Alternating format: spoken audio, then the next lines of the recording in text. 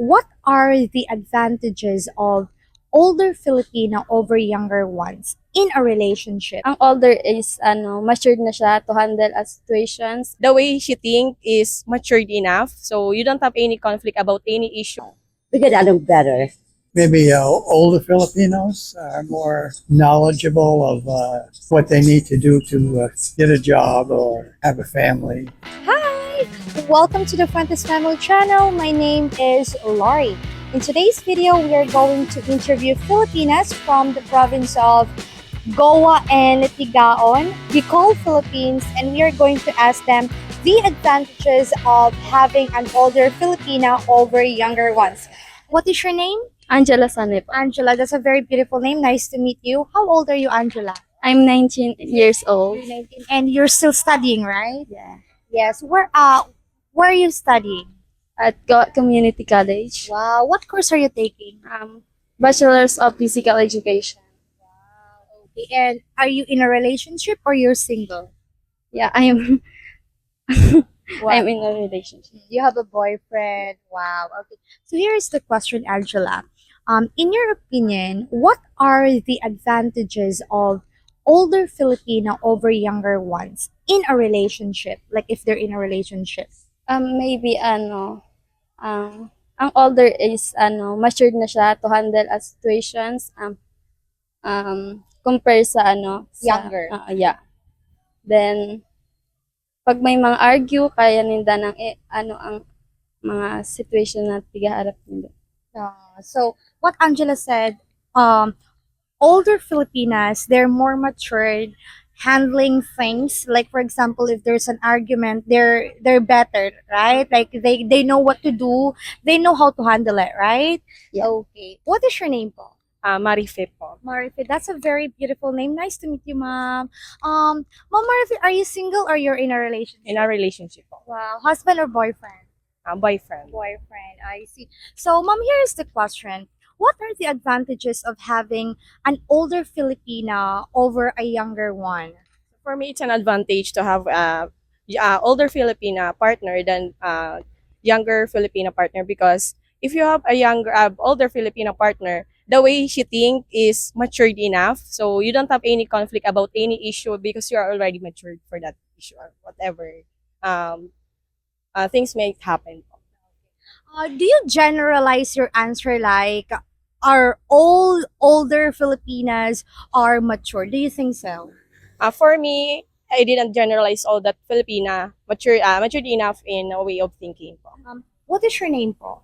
Judel May, Judel. That's a very beautiful name. Nice to meet you, ma'am. How old are you, ma'am Judel? 33, 33. Yes. Wow. Are you single or you're in a relationship? married. Married. Wow. Do you have kids? Yes. Wow, that's Four. beautiful. Wow. 4 kids. 4 kids. Okay. Ma'am Judel, here's the question. What are the advantages of having an older Filipina over younger ones? Para sa akin, siguro kapag kaya yung nasa relasyon na, halimbawa, ang karelasyon mo is medyo may edad na or matanda na, ganyan. Pag matanda na kasi, nasa na sila, maturity stage na sila, di ba?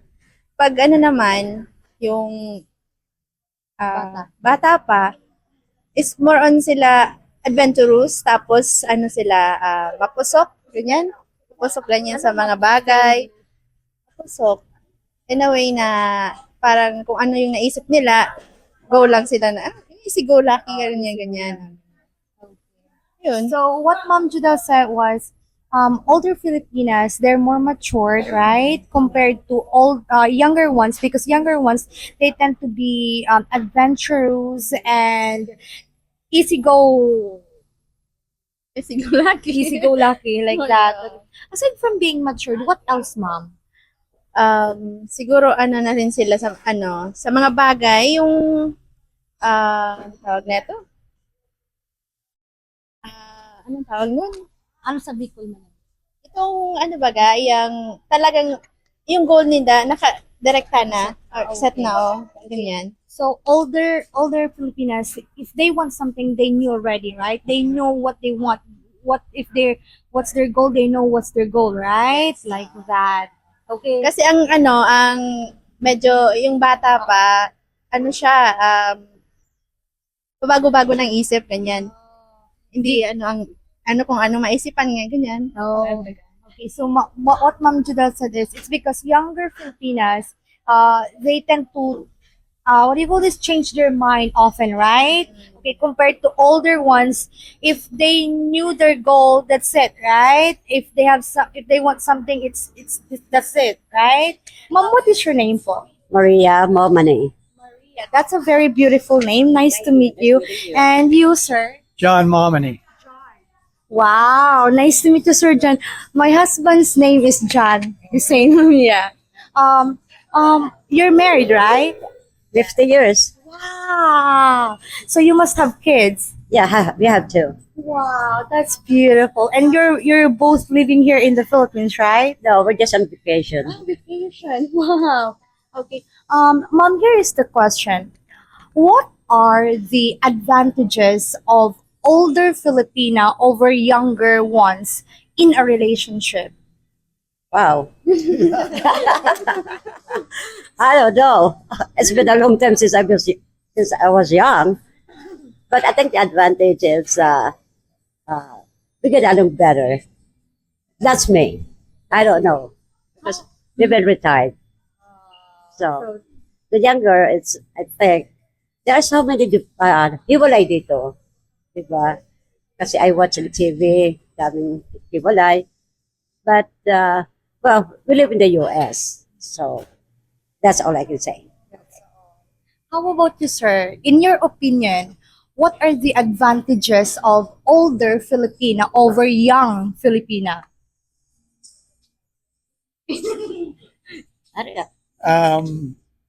Maybe older Filipinos are more knowledgeable of what they need to do to maybe get a job or have a family. Yeah. More family oriented. Family oriented. So older Filipinas are family oriented and more knowledgeable. Like when it comes to relationship, right? Like more matured. Yeah. Yes. Wow. That's very beautiful. Mom, sir, nice to meet you. Thank you. So, what is your name?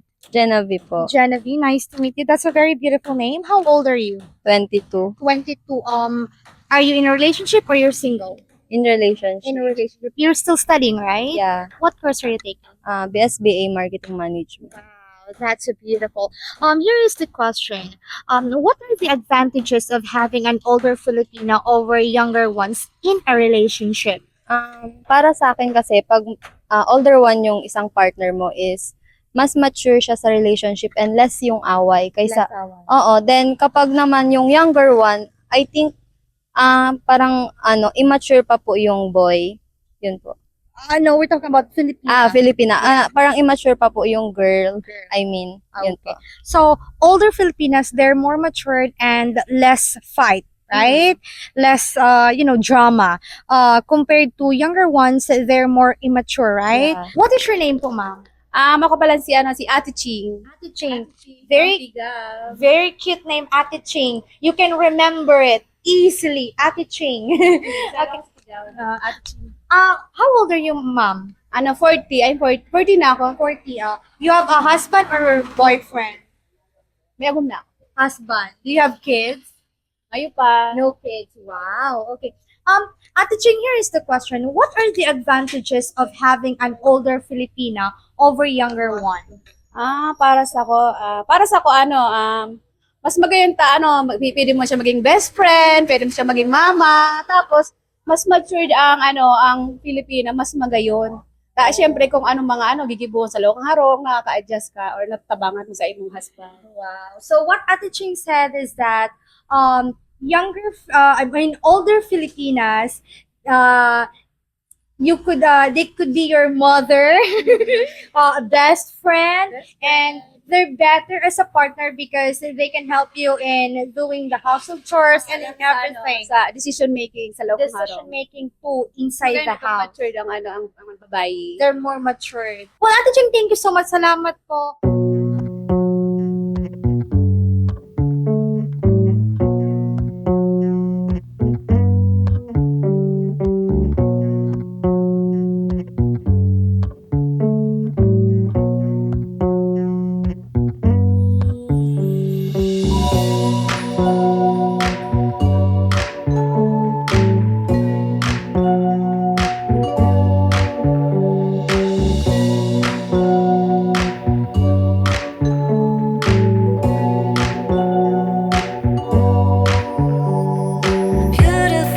reflection